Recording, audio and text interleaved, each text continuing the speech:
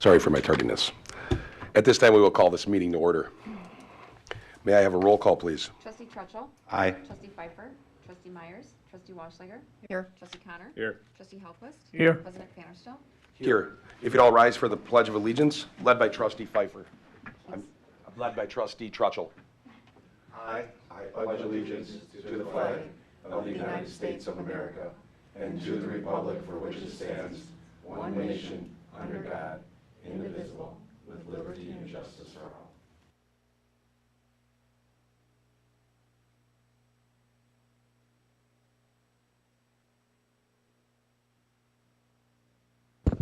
Sorry for saying the wrong name for someone that's not here. I feel like Ron Burgundy right now. I just read right off instead of. At this time, we have public comments. For anybody that would like to speak, please step towards the podium. Hello, Val Wisniewski, 511 Ransom Road. I wanted to speak to the bans that were approved at the last board meeting. As you all know, the bans were conditionally approved as long as their cancellation fee wasn't over $2,000. I have a couple of concerns regarding this. All the information that was provided in the agenda and the board packet says that the total dollar amount would have been $12,000. In actuality, it was more than double at $25,000. I think that was important information for the public to know, so if they had a concern, that they would have expressed their concerns before you made your decision. Makes me kind of question the board's transparency on money that they're spending. I'm also concerned that there wasn't a contract in the packet. Makes me question, does the board review any contracts? I kind of feel like that's, a major part of your job. So like the contract not being in there, like you're approving stuff where you haven't read the details. Many of you who were recently elected ran on a platform of having conservative values. Historically, this usually meant fiscally conservative. How is it fiscally conservative to spend a lot of money you don't have yet? You said you were going to get sponsors to help pay for this event, but what happens if you don't get those sponsors? I have a lot more concerns about that small agenda item, but those were my top three. All in all, it seemed like it was a rush to get these bans approved, and I'm wondering, would it have been a problem to just wait? Do we have to have these bans set up for next year? Or would it have been more fiscally responsible to wait and see if you could get sponsorships first, and then, if need be, maybe go with slightly lesser known bans, as opposed to spending money you don't have?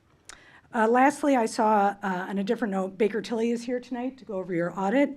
I'd be curious to hear their thoughts on the recent combining of the village administrator and finance director positions. Do they have any other clients that have these two specific high-ranking positions combined?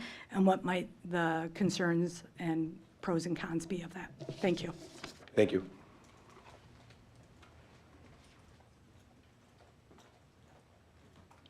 Hi, I'm Captain Kelsey, and I just wanted to come and say thank you to the board and to the village. My last day is August 2nd, and I'm resigning. So I just wanted to reflect on the last 14 and a half years being in the village here. 2008, I was hired, and I almost didn't go to the test, but something told me that I should go, and I just knew that this was the absolute place that I wanted to work, and I'm glad I did. I remember interviewing with the PFC, and I want to say thank you to each and every one of them.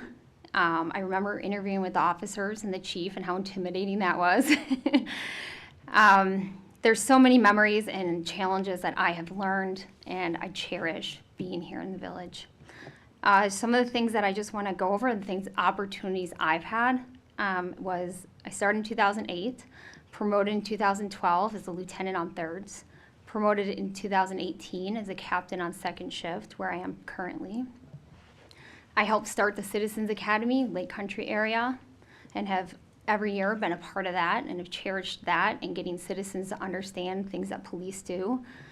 I was a SWAT negotiator for 7 years, which was a phenomenal experience. I was also an accreditation manager to help our PD get up on the accreditation and make sure that we fit those standards and help other agencies get up to those standards.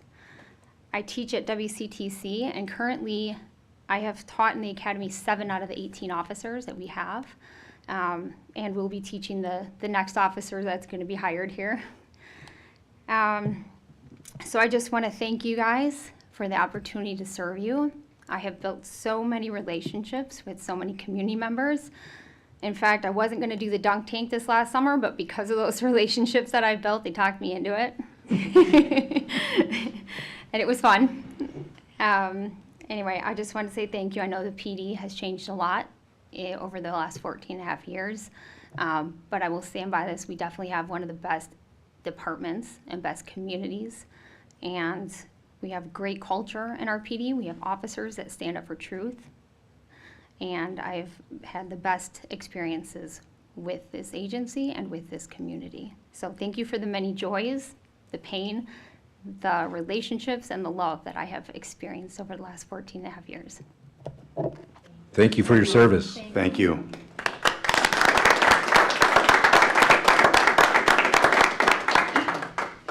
I think we could spend about 4 hours on talking about thank yous, accolades, and just that smile. And what it brings to the village. You're standing up, keeping people safe, going above and beyond, and doing things like that. And I can't speak for the whole board, but I think that they'll all agree with me that those shoes won't be filled. So I'm not even going to say someone that's going to fill your shoes has big shoes to fill. It's not possible, so they might as well just set those shoes on the shelf.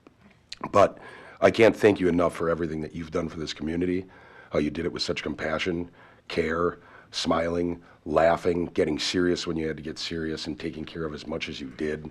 It was a joy to get to meet you, and my hope is that your face will continue to bounce around the village, come to events, say hi, and that this is not the end, just a different way, where now it's friends. But thank you for everything, and we wish you the absolute best, and that the paths ahead are straight and easy to walk, and that you're prosperous and happy and joyful. Thank you so, so much from the bottom of my heart.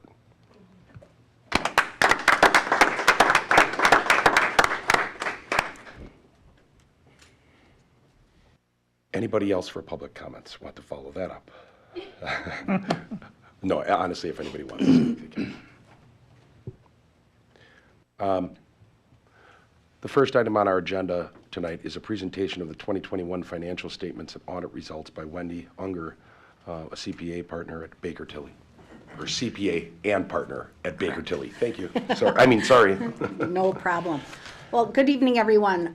Thank you for having me here this evening. Included in your board packets, you should have both the audited financial statements, also the reporting and insights document, and there should be a several-page handout, which is the document I'll use to go through both of those documents at a relatively high level. Please feel free to ask any questions as I go through. I'm happy to address them as we progress through the presentation. On the first page of the handout, I've highlighted the audit results.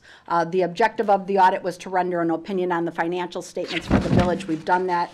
Included in your audited statements is a clean, unmodified opinion. That's the type of opinion you're looking for us to conclude as your auditors. That opinion is the same type of opinion you've received in the past. That opinion means that your audited financial statements are believed to be materially accurate. All disclosures that are required to be included have been included. Generally accepted accounting principles have been adhered to, and accounting principles have been consistently applied from year to year. So for 2021, there were no new governmental accounting standards, or GASBs, for those of you that recall that term. Nothing new for 2021. We will talk very quickly at the end about a new one that will be effective for 2022. I also want to just quickly note that if you're an individual that takes one audited statement and compares it to the previous year, the opinion will look and feel a little bit different, just in a different format. There was a new auditing standard effective for 2021 that required a change in the order in which information is presented. So just wanted to mention that. Shifting gears then and getting into some very high-level financial information. All of this information is contained within your audited statements in much more detail. So again, we'll go through this at a relatively high content level. The first column presented on here, we're going to take a couple minutes. General fund. This is your day-to-day operating fund. This is a fund that accounts for most of the activity of the village from the standpoint of administration, PD, fire. This is where your salaries and benefits are included. You'll note revenues. Actual revenues for 2021 were 7.9 million, almost 8 million. That figure is over budget. You're over budget within your revenue category by $120,000. That's a good thing.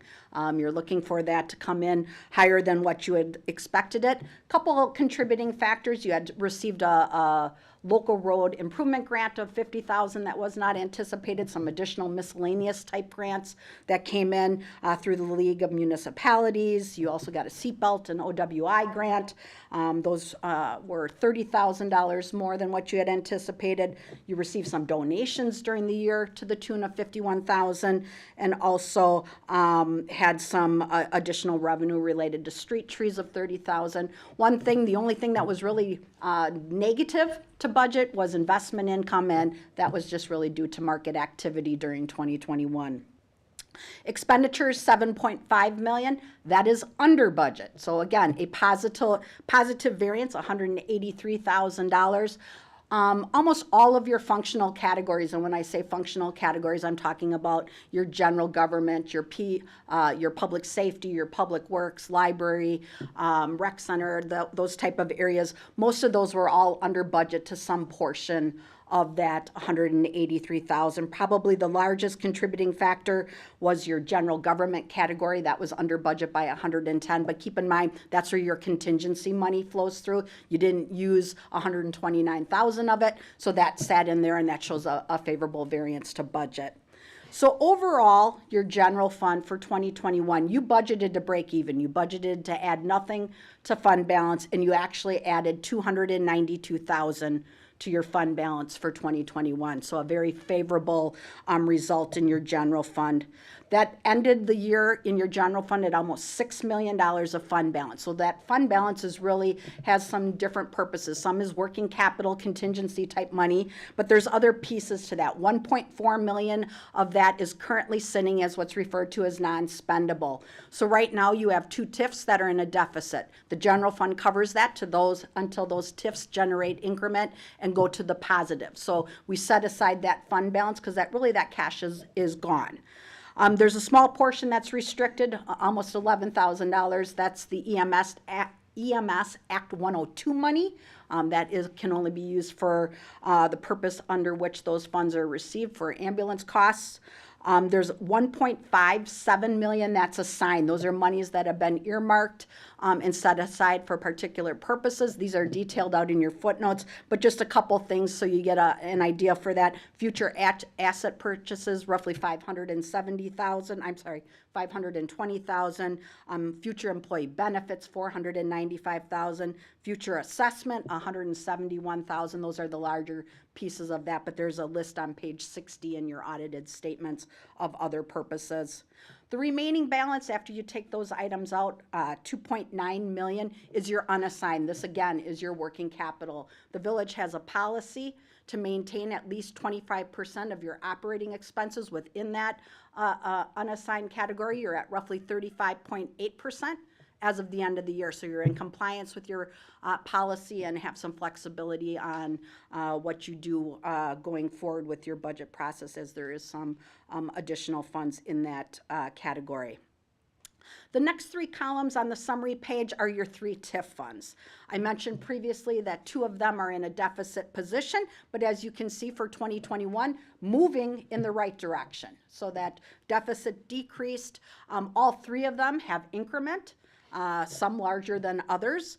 TIF 4 added $18,000 to the previous deficit and ended the year at a $534,000 deficit. TIF 5 had increment, paid some developer reimbursements of $23,000 and essentially had 0 fund balance. TIF 6, $152,000 of increment, spent $137,000 on the developer MRO payments, and then added almost $15,000 to fund balance and had a deficit of $908,000. The last column there is your debt service fund. Taxes of 1.6, almost 1.7 million.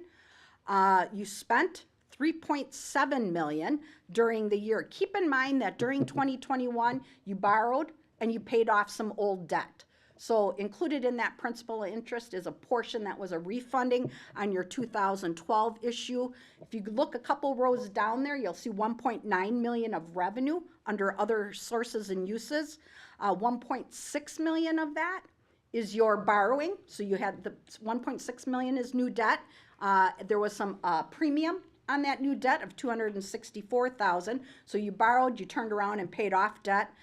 So you used a little bit of fund balance during 2021 and ended the year with 163,000 of fund balance in your debt service fund. It is very common for a debt service fund to have zero fund balance or a minimal balance because you're just accumulating resources and paying them out right away. So again, that decrease in fund balance is not something of a concerning nature. On the next page are the remaining governmental funds of the village. The first column there is your capital projects, your village project fund. Revenues of $161,000. Most of that is a state of Wisconsin grant of $150,000. You spent $1.3 million during the year, and this is where all your road projects flow through, storm sewer projects, your crack sealing, your patching, that type of activity. You also borrowed in this fund during the year. You borrowed $3.55 million. So overall, you added $2.4 million to fund balance and ended the year with almost $6 million of fund balance. You'll note I've included two pieces to that. $4.7 million of that is restricted. That's unspent borrowed money. So those are monies that are earmarked for a particular purpose. The remaining balance is assigned, and it's assigned for the purpose of that fund. The next comes your corporate reserve, your capital project fund. A little bit of interest, so about $3,000 of interest was earned in that fund, had $578,000 of expenditures. About $300,000 of that is the cost of this beautiful room that you have. $221,000 of that was two new public works vehicles that were bought during the year. That fund in total used fund balance of roughly $84,000 and ended the year at $1.5 million of fund balance at 12/31. The last column that's included here are your non-major funds. So these are all the remaining governmental funds. And keep in mind that would be like your recycling and garbage fund, your impact fee fund, your new ARPA fund, also your capital project development fund. So those funds are detailed in your statement on page 92. I'm not going to go through them in great detail, but those funds in total had over $1 million of revenue, the largest portion being within your refuse and garbage and your impact fee fund. Those funds in total spent $582,000. There's a small transfer that went out to the general fund of $31,500. Those funds ended the year at $956,000 of fund balance. As noted below, a large portion of that's restricted. Those are legal restrictions for the use of those funds, and that is your impact fee fund at $750,000 of fund balance. Your library had $90,000, and your capital project development fund had $60,000. So again, a very favorable result within those funds also. One thing I do want to mention that doesn't really show up in the numbers that I presented is I mentioned your newly created ARPA fund. That fund did not have revenue or expenses of any magnitude during 2021. Those monies don't get recognized as revenue until the village spends them, which in 2022 or whatever future years you have through 2024 to spend those. So I just want to remind you that figure is roughly $488,000 is currently sitting on your balance sheet as cash and unearned revenue. So that doesn't flow through here, but I just wanted to remind you of that. On the next page, the last funds of the village, your water, sewer, and internal service fund. Just a couple items to note there. Water utility saw a nice increase in its net position of $324,000. That compares to roughly $171,000 increase in the previous year. That main reason for that increase is all based on an increase in consumption, an increase in revenue of roughly $123,000 over the previous year. The water utility ended the year at $13.3 million of net position.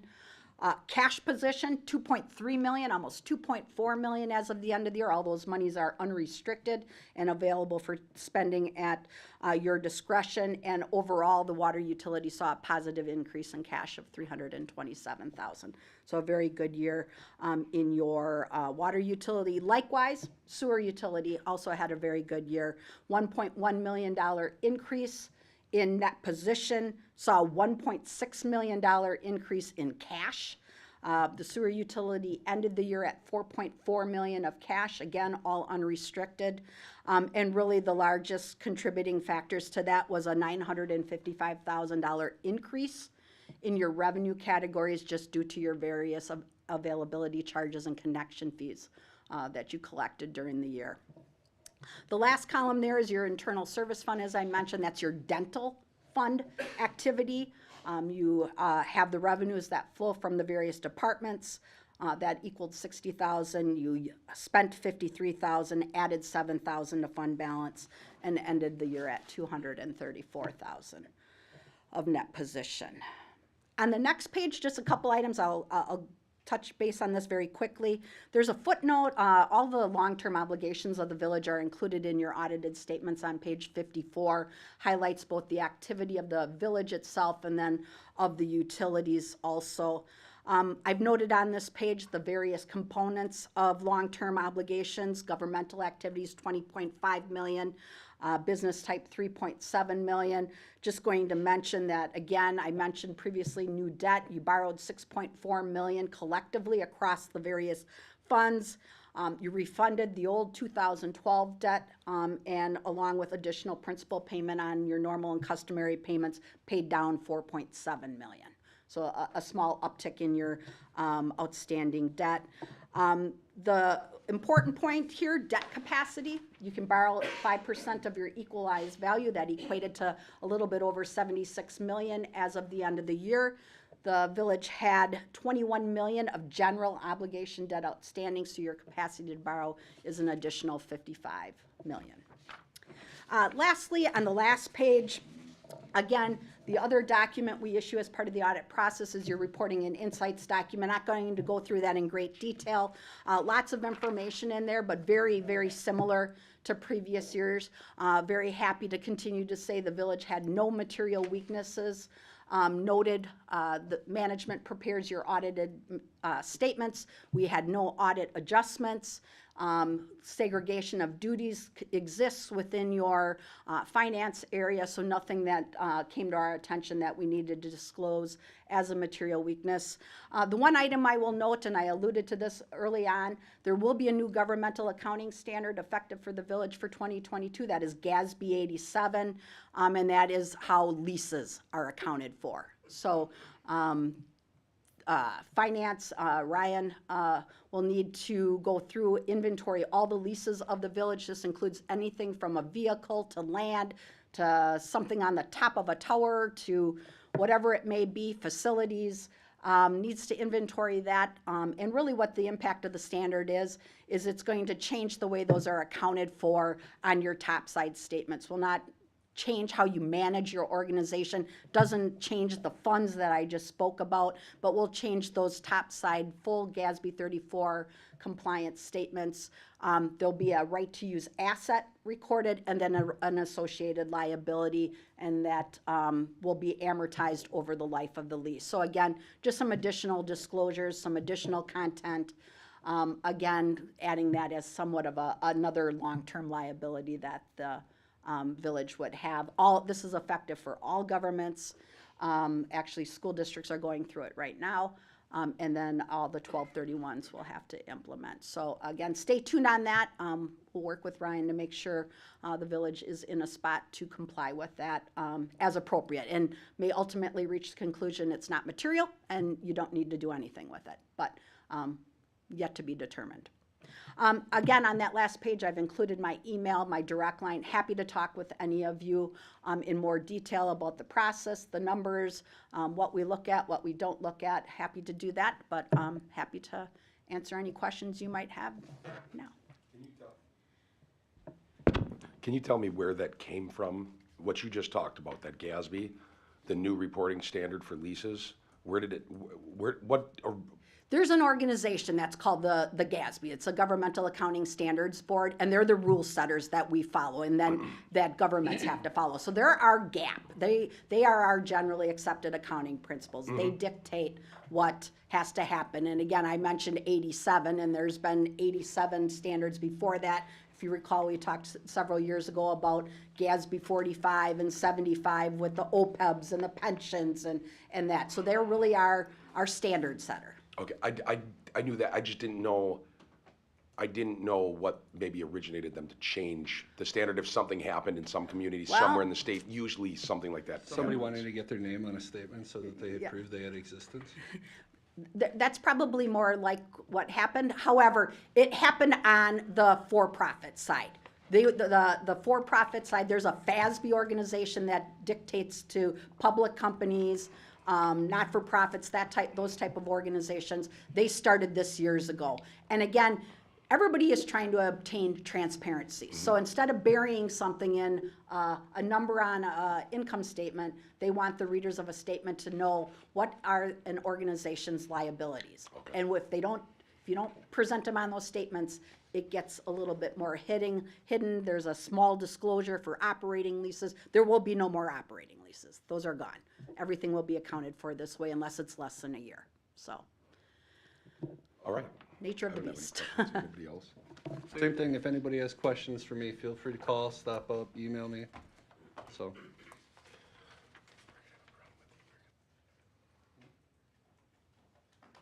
Anybody else, questions? Nope.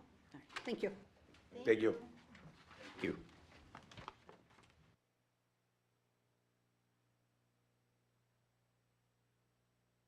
Agenda.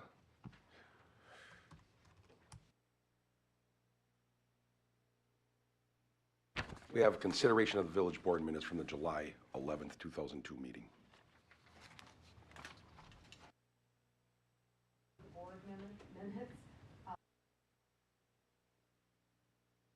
Second?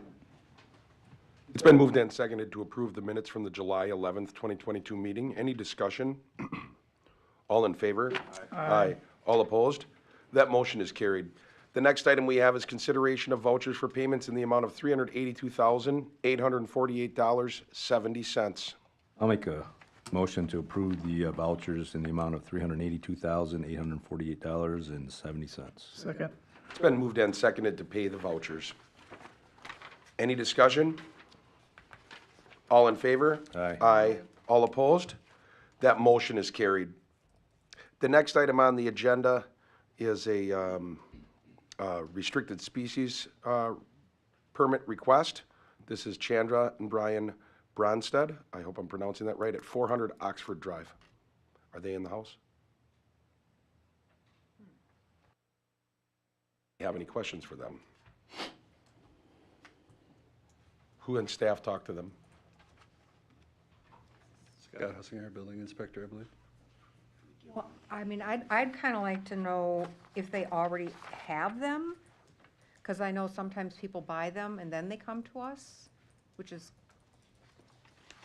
not quite proper. I am very happy with all the diagrams they sent in, but it would be nice if they were here so we could ask them a couple questions. Yeah, and they're always notified that they should be here for questions, so if you guys want to move it to the next meeting, they'll have to wait.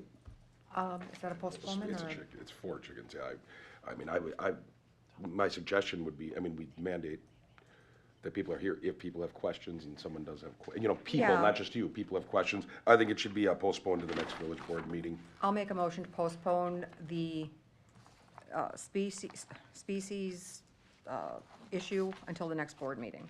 Second. It's been moved and seconded to postpone the application for a restricted species permit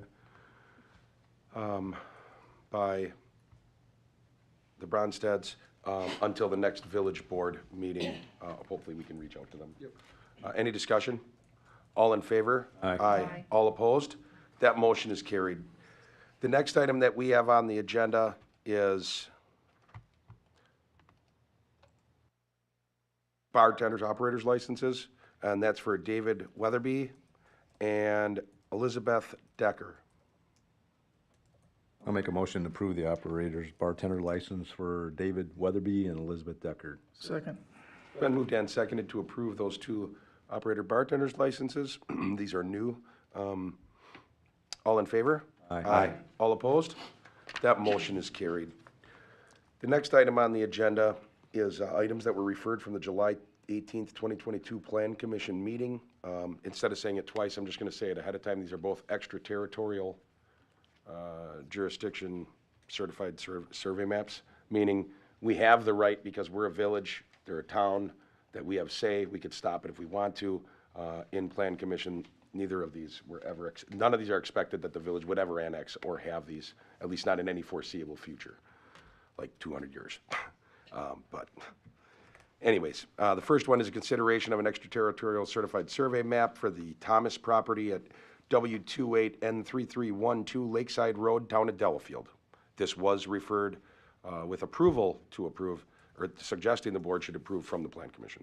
I'll make a motion to approve the Thomas property. Second. It's been moved and seconded to approve the extraterritorial certified survey map for the Thomas property. Any discussion? All in favor? Aye. All opposed? That motion is carried. The next item is a consideration of an extraterritorial certified survey map for the Jackal property, lots 27, 28, and 29 of the Pewaukee Highlands in the town of Delafield. Same situation applies. It was referred to the board for approval from the Plan Commission. I'll make a motion to approve the Jackal property as well. Second. It's been moved and seconded to approve the extraterritorial certified survey map for the Jackal property, lots 27, 28, 29 of the Pewaukee Highlands. Any discussion? All in favor? Aye. All opposed? That motion is carried. The next item on the agenda, consideration of a letter of credit elimination for Paradise Trails Phase 1. So they had a remaining letter of credit of $7,500 in Phase 1 of the Paradise Trails, up by Lake Country Lutheran. This has been reviewed by Ruckert Milky. Everything has been satisfied, and they're requesting us release that letter of credit for Phase 1 back to them.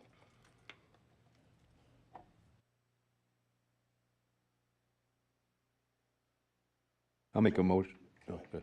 I was just going to say our engineer is recommending, it, so Right. it's done, they've inspected All it. I right, just- I'll make a motion to eliminate the letter of accreditation for Paradise Trail Phase 1 as stated. Second. It's been moved and seconded to close that. Just, To eliminate that letter of yep, credit. we eliminate the letter of credit for Paradise Trails Phase 1. Any discussion? All in favor? Aye. All opposed? That motion is carried. The next item we have is consideration of a special events permit for Tabby's Lake Country for a 4-year celebration on July 30th, 2028. I'm sorry. I don't even know why I just said that. 2022.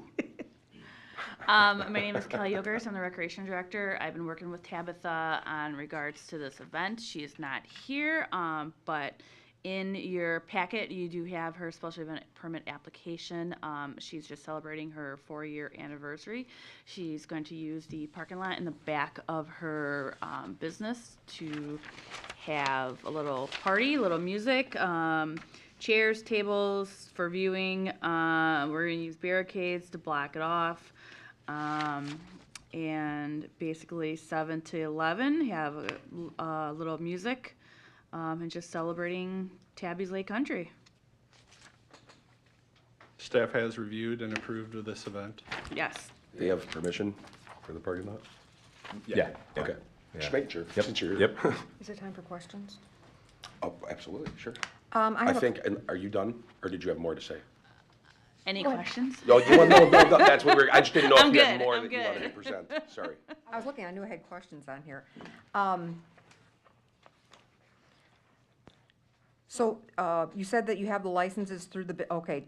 Are the licenses for the alcohol, it says has licenses through the businesses for alcohol that's gonna be sold?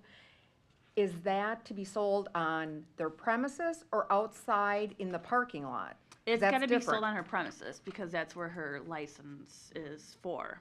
The Okay. parking lot's not her premises, so you've gotta go into the building and get the alcohol, my understanding. But it can't go out into the parking lot. I know like at Palmer's, you can only go, I think it's 3 feet from the building. This is a Is special this- event. We So that's absolutely okay can. then? I just want to make sure. It's like beer snobs having their snob fest out in the street. Okay.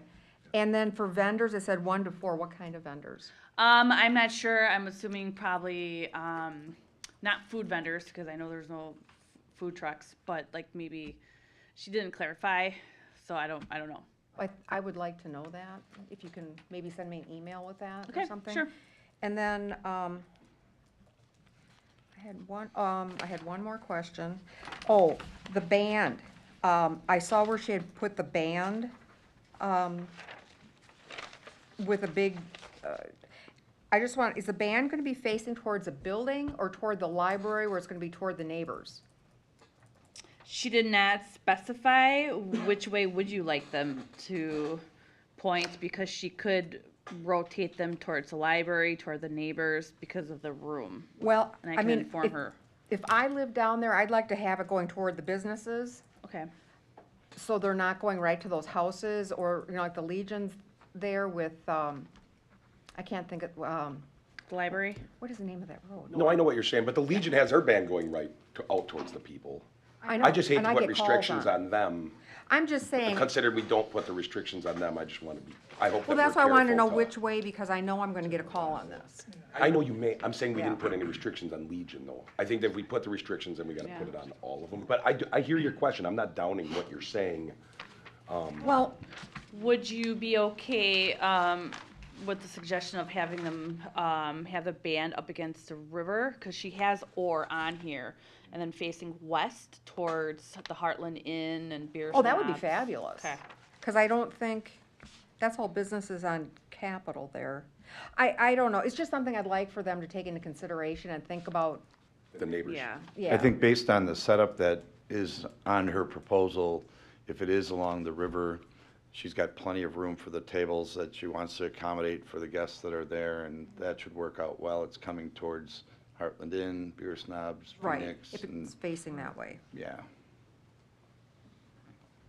That was my last question. I think they did this once before too, but I don't know if they're changing the setup. Rick, do you know? Last time they had the band, well, on the right side where the ore is, but it was in about that same area, maybe down a little bit closer to the entrance. But facing then toward their building? No, it was facing towards library? Heartland Inn. Oh, okay. That's good. Yeah. Okay, so I will ask her about the vendors, and I will also tell her about the band facing Heartland Inn, Thank you. as her ore states on here. I can see what you're seeing, Trustee Walschlager, also, because the way that it's pictured, Mm-hmm. usually it's the wide end, that would be so the most people could see it, but it's like, are they playing towards Right. one way or the other? Right, and, yeah. So I just wanted to know which way it was going. Yeah. I think by looking at the map, that, I don't think she really knows where she's gonna put it, because she gave 2 separate locations. So, I think it's probably subject to whatever we tell them, maybe. Say who the band is. No, the reason I'm asking is I wonder if that other square is, they always do a pop-up tent, and that's where they put their Oh. sound state, their Yeah, sound yeah, yeah, equipment. yeah, yeah. Say it does it. I don't see it.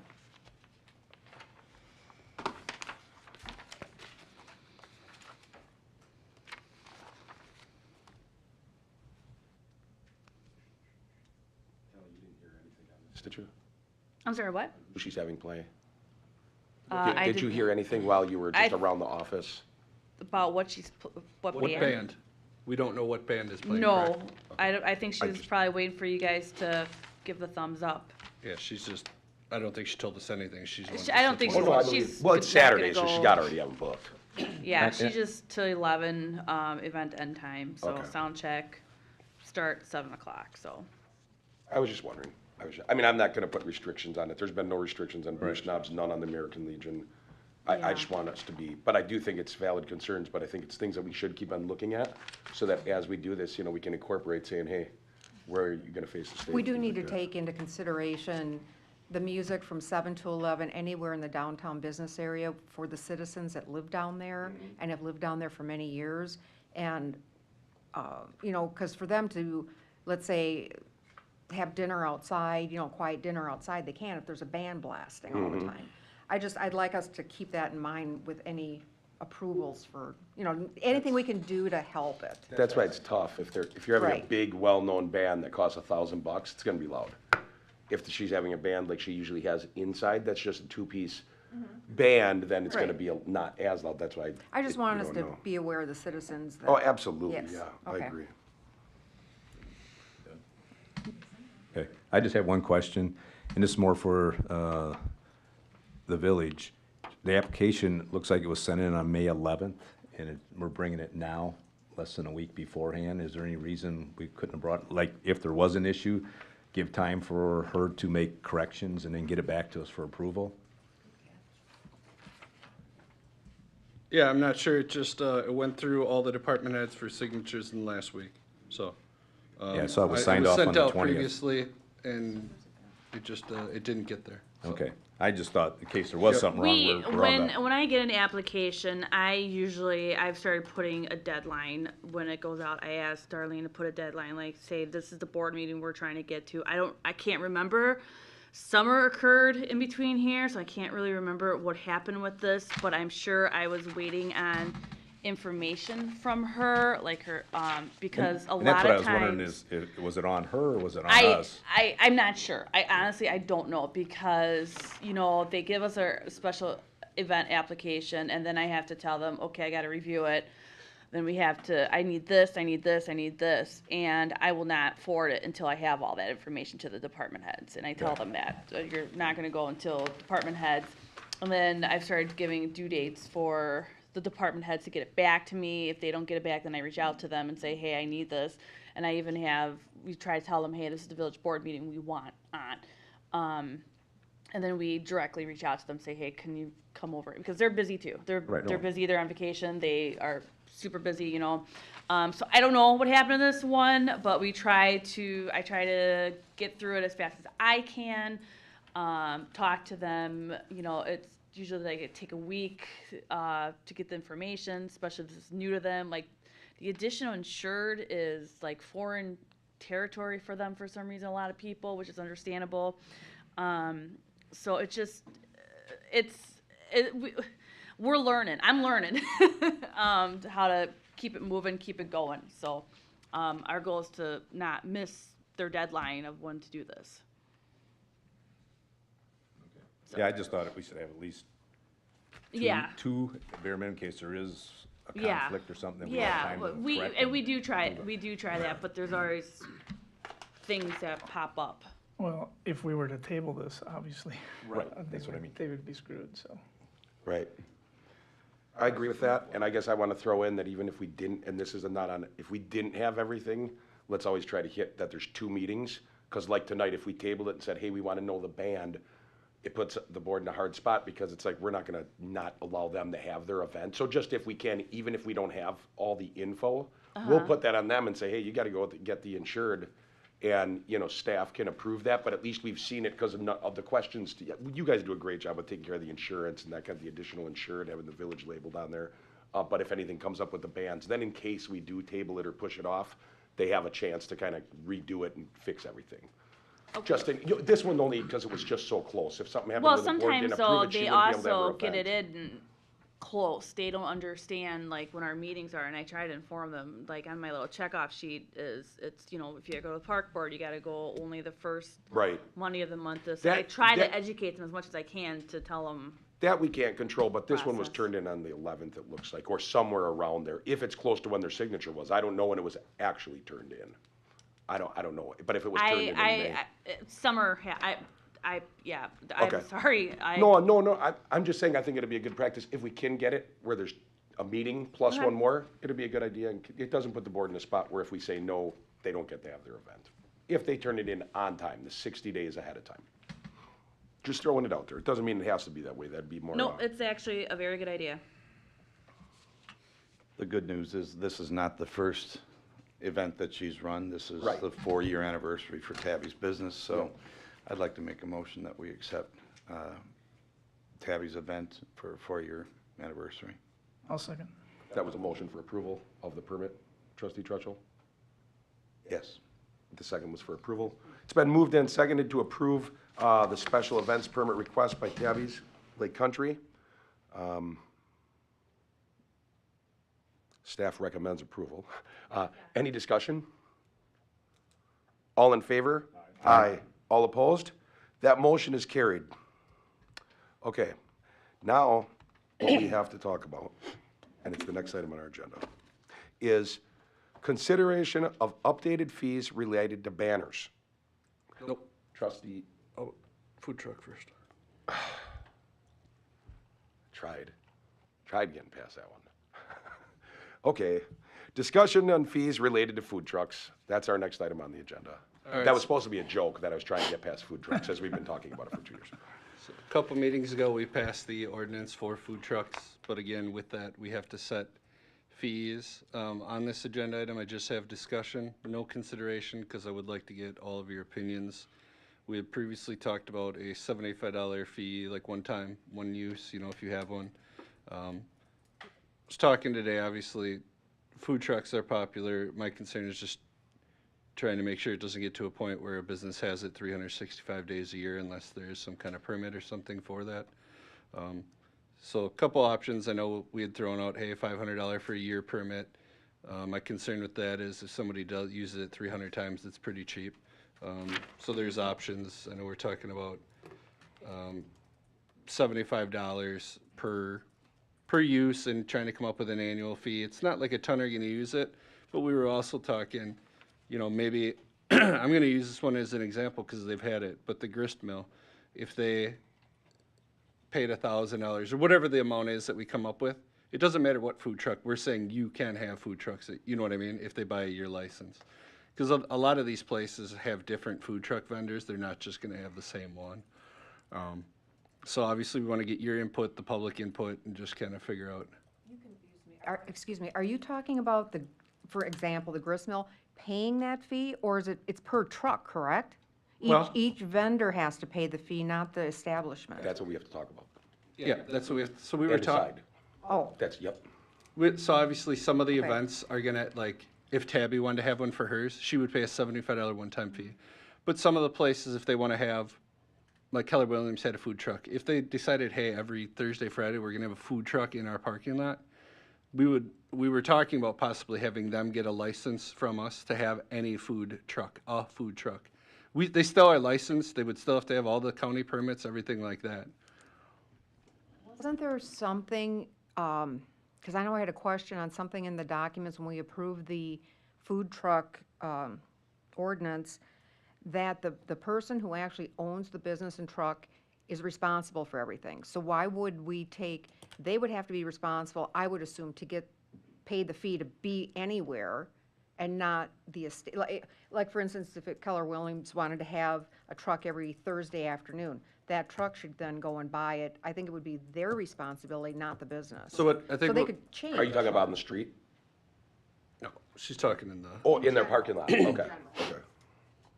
So I think the concern was just if a place wants to have 5 or 6 different varieties of food trucks kind of rotating, that means they could be on the hook for 5 or 6 annual licenses. But in my mind, it would be the food trucks that have to purchase it, not the business. They won't. They will not. There's not enough business in Hartland. There's no way. They can Well- barely get them to buy them in Oconomowoc, except for the places that are really big. I know, well, okay. No, I'm But just, you also, I know when we hired one, we had to guarantee them a minimum amount for that night, that they'd have X amount of dollars of business.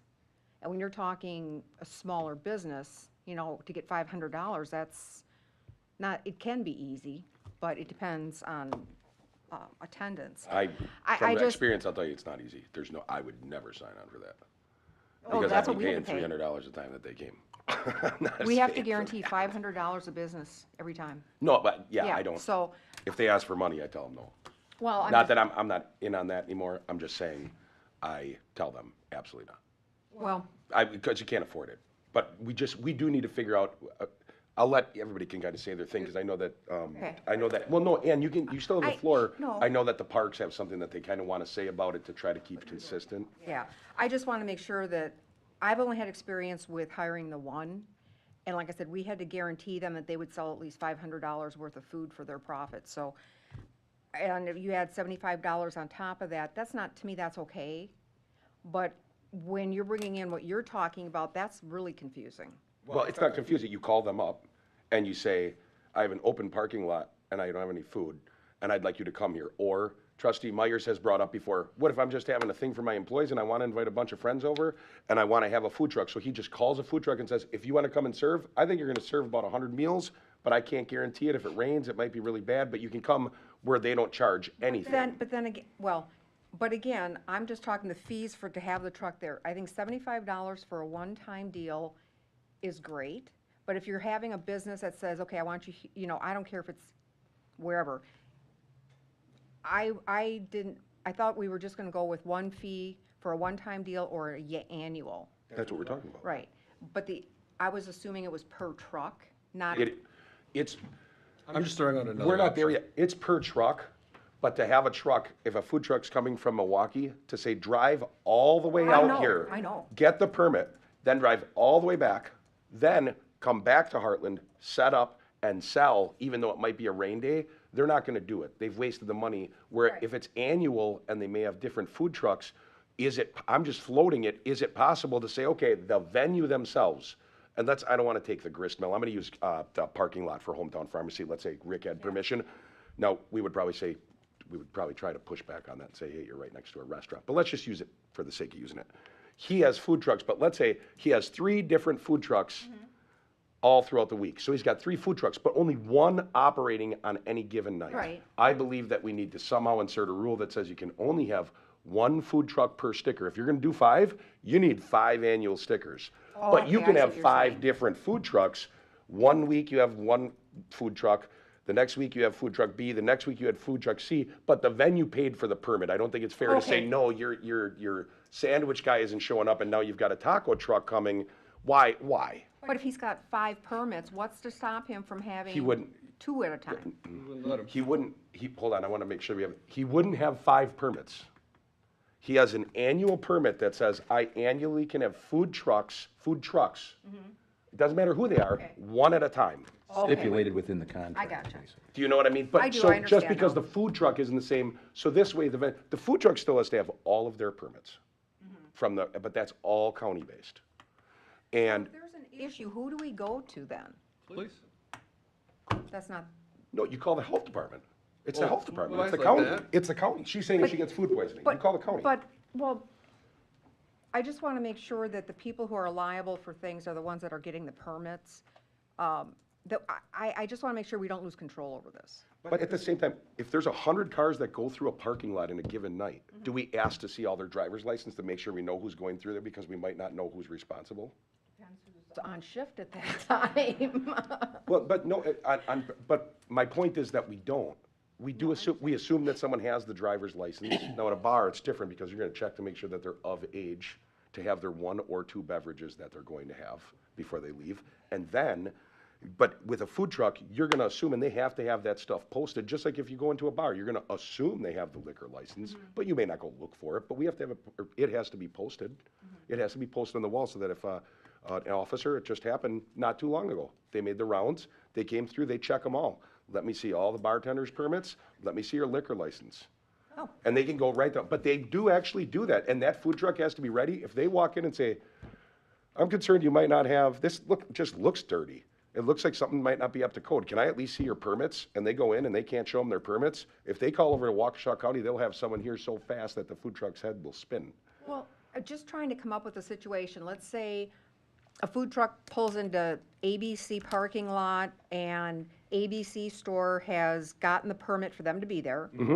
They plug into whatever outlet they're supposed to plug into for whatever. Half an hour later, their truck starts on fire because of that.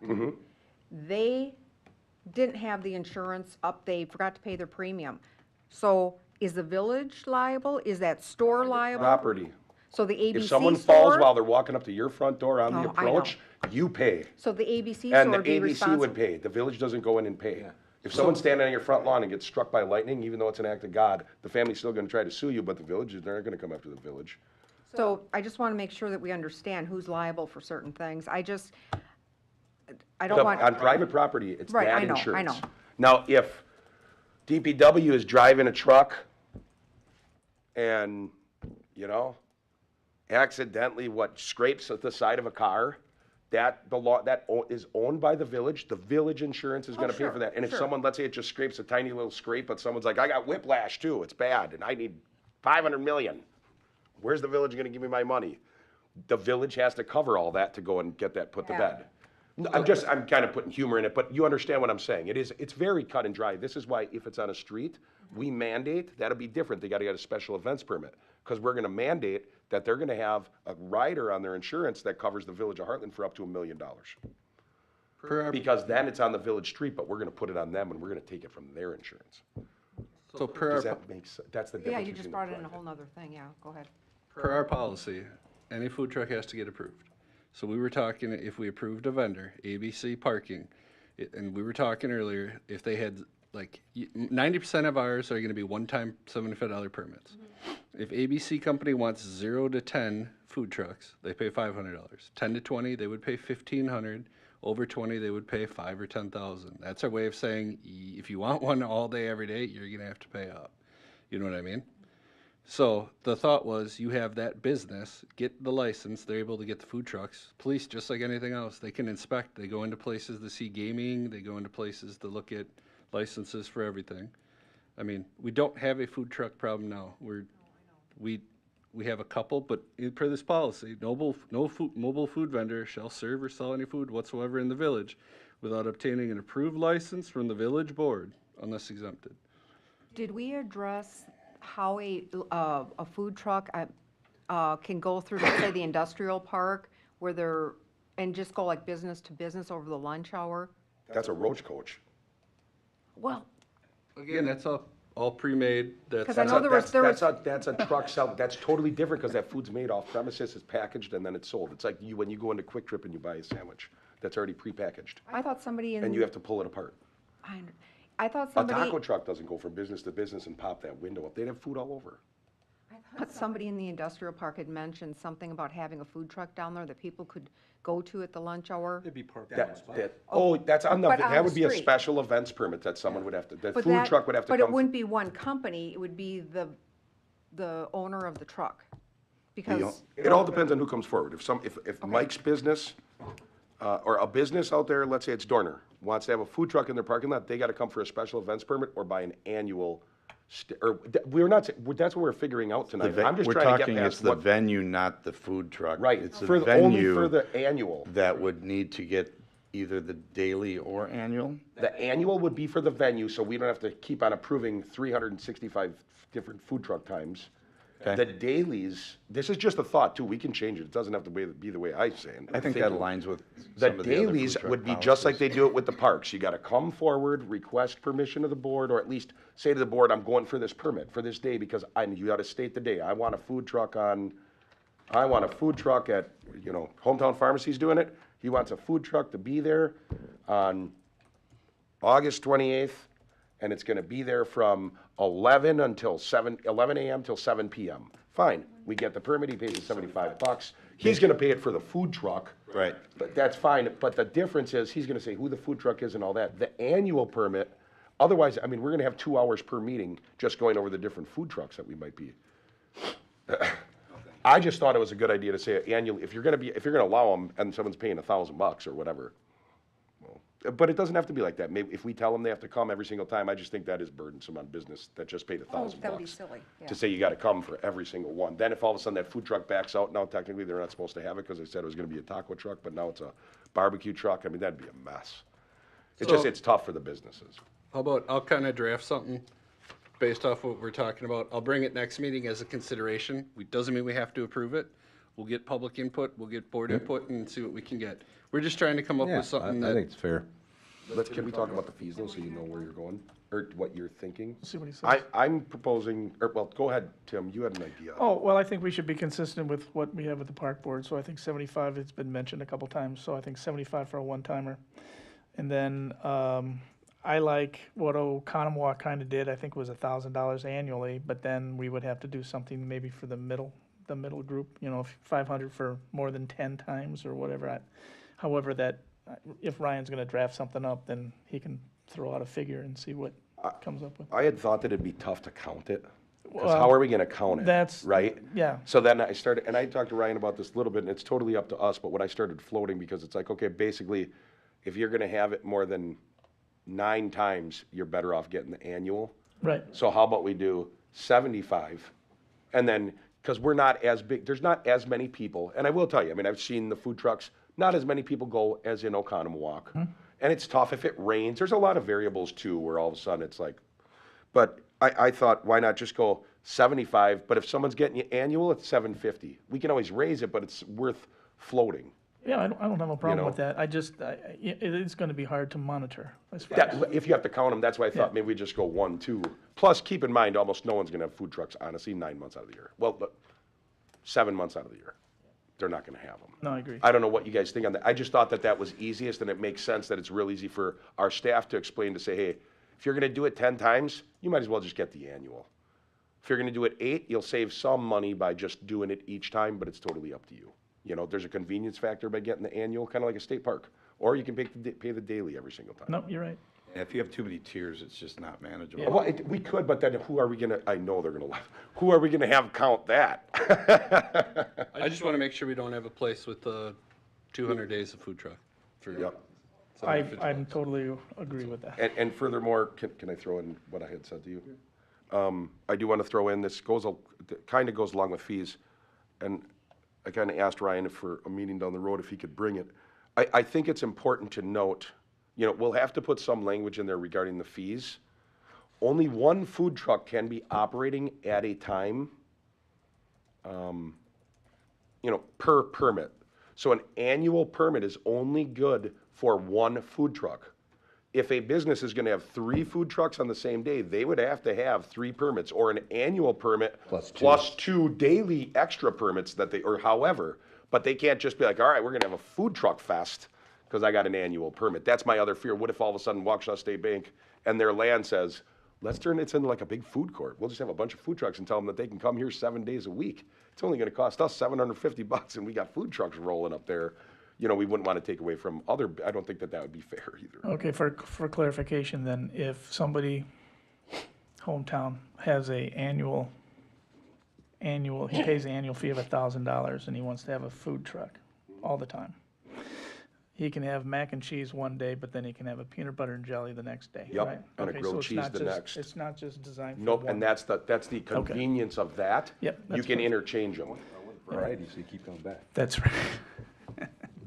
If hometown requests one for August 25th, and it's a torrential downpour all day, and it's raining and thundering and lightning, he already paid for that permit. That's not the village's fault. We can't control that. We're not getting into all that, okay? But that also means he can't just use it the next day. I'm sure someone's gonna request that, but, I think that we just need to there's a risk with food trucks. I've been through it. Okay, Like when we start talking about them, there's a risk that it could take 2.5 years to figure this whole thing out. Sorry, I wasn't being too pushy. I see how confusing it really can be. It's tough. But it's good that we're hitting on this stuff. Does anybody else have more that they want to add though? Or not feel comfortable with anything we're going, Trustee Walshager, you had a lot of good input. Do you feel comfortable with that? Or not really? When I see it in writing, I'll go through it again. Okay. Well, that was just for discussion, so we're done with that. Obviously, for the public, if anybody has any input, please don't hesitate to reach out to any of us.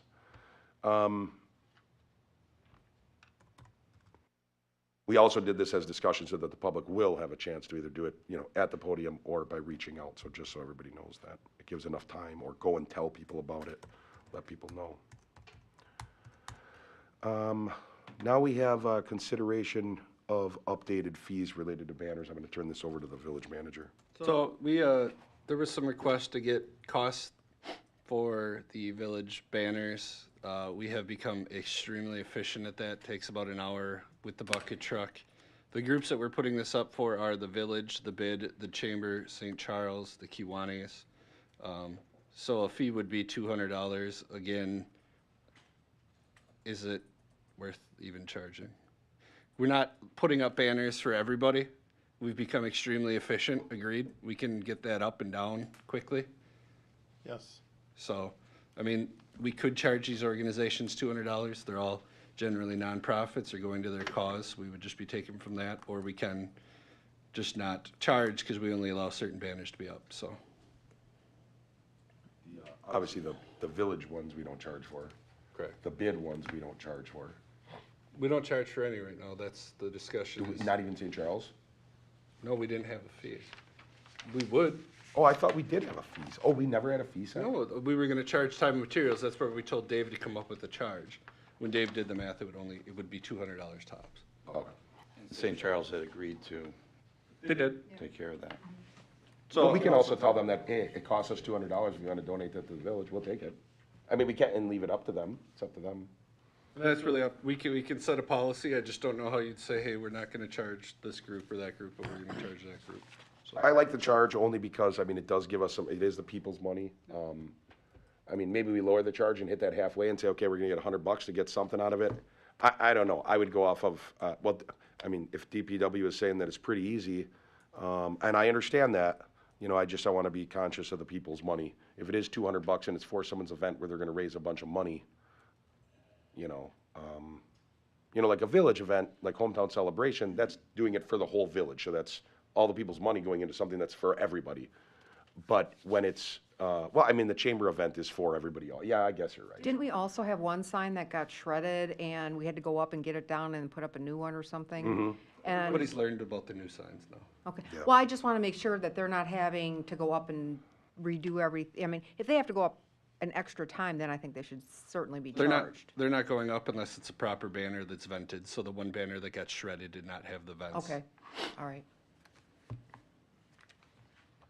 I want to make sure that in the future for events, not so that we can hold it over anybody, just so that we do kind of know, and well, these are easy, but if we aren't going to charge for it, let's just somehow make sure that we do keep track of it, so at least people know it's like, hey, the village, sometimes it's forgotten, like, oh, they're supposed to do it. You know, we've seen that. Sometimes we've been at certain meetings where it turns into, oh, thanks for doing that, and then it turns into, but you've already been doing it. You got to do this now. You got to keep on doing this and do more and more and more. I think it's important that these organizations know that, you know, the village is trying to work with them, and so this is part of our contribution towards them also. We're working as in a partnership.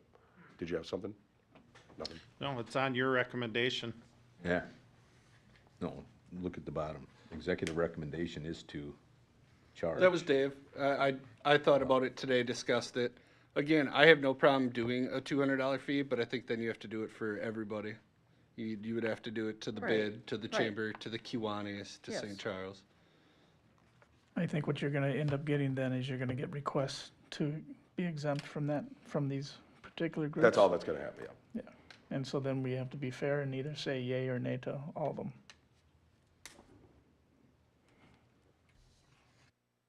And you can see as options and alternatives, the board can charge any group $200 or waive the fee. So.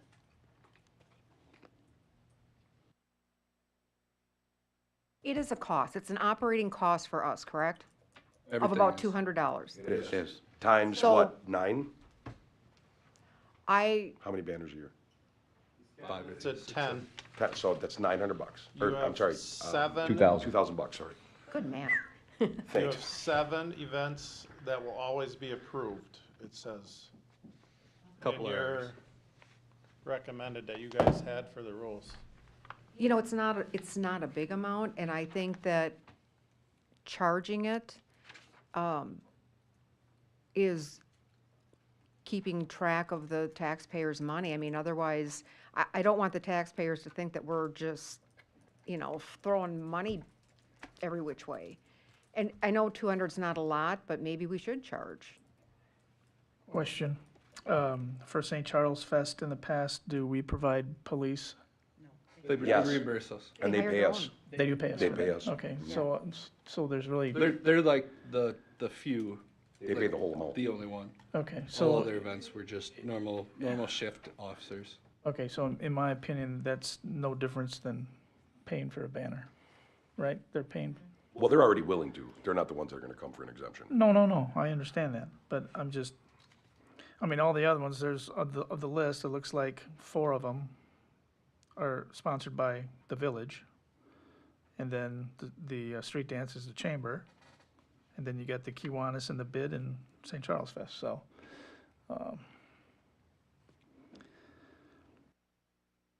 Now, the bid is a governmental board.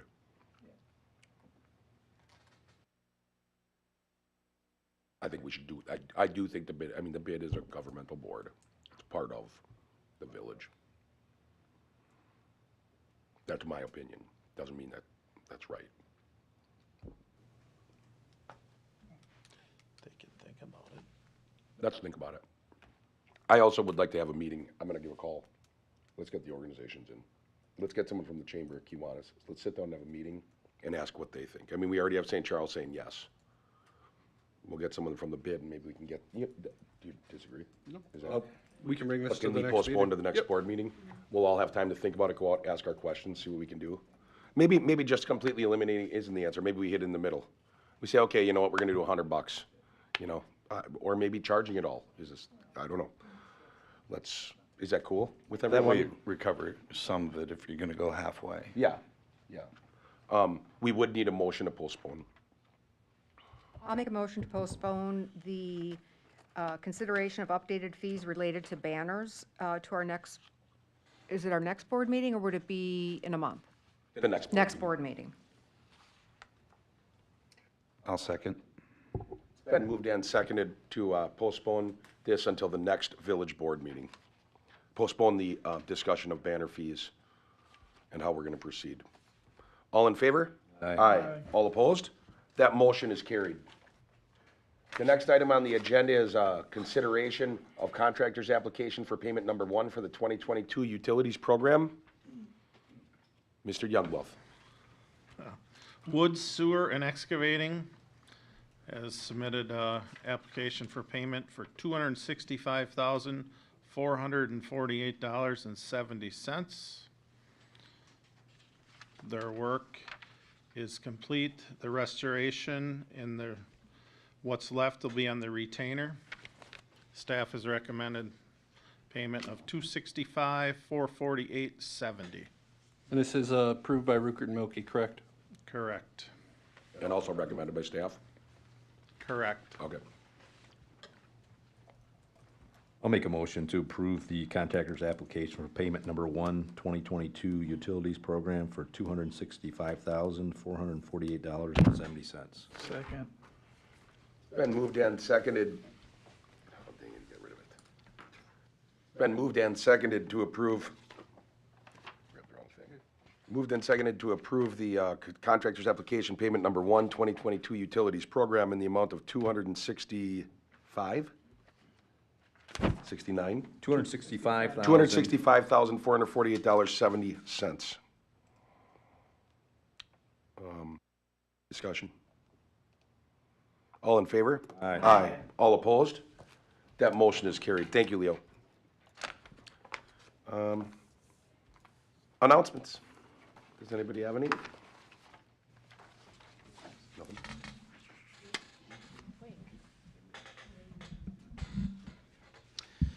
I know Captain Kelsey already spoke earlier in the meeting. However, just want to remind everyone that she plans on resigning on August 2nd and that we're still having the get-together in the community room at 11 a.m. Some food and refreshments will be served, so everyone's welcome to attend that. Additionally, I'll be moving to second shift come August 3rd. And Conrad Sabaniak's been promoted, or will be promoted to lieutenant as of the 30th of this month, and he'll be moving to late team come early August as well. Also, Tyler Martins, who we offered a conditional job offer to, has passed all the conditions to his job offer and will be starting the WCTC Police Academy starting August 8th. and I'm sorry, starting August 3rd, which will run through December 9th of this year. Thank you. You're welcome. Let me ask a question on that. Something will be done as that officer moves to lieutenant. There will end up being something for that as well. Is there usually something we do for a promotion like that? So we've done different things in the past. So he'll have a swearing-in ceremony, and typically we would do like a cake or some refreshments. So probably at another village board meeting in the near future, we would do something for that. I just didn't know if you were going to do it at PFC or village board. Yeah, no, it'd probably And be it's on village the board. YouTube. Yep. Yep, perfect. Thank you. You're welcome.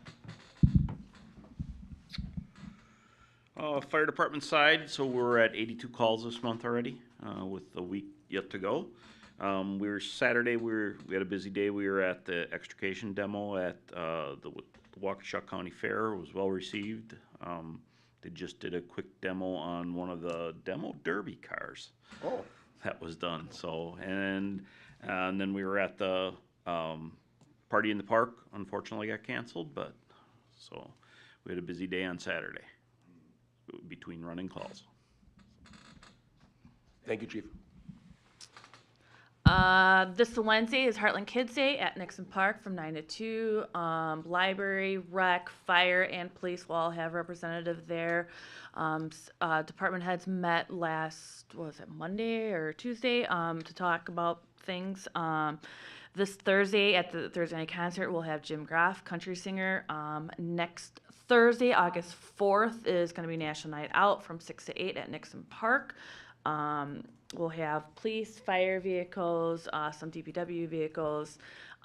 We will block the lower parking lot at Nixon Park in the morning so we can get the vehicles in and out safely.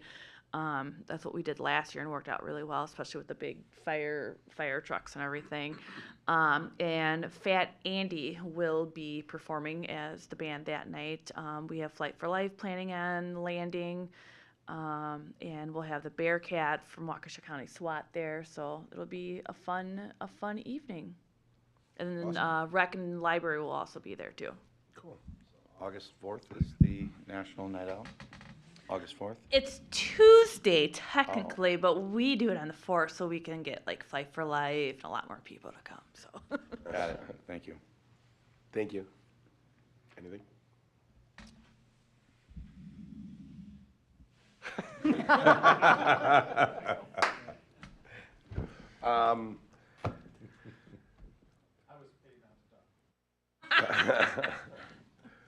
I really don't have any announcements. Obviously, I hope that everybody will send their, thoughts and well wishes, and we'll try to make it for Captain Kelsey. She's been great and instrumental to this village, and I wish her all the best. That's the only announcement that I have. Anybody else?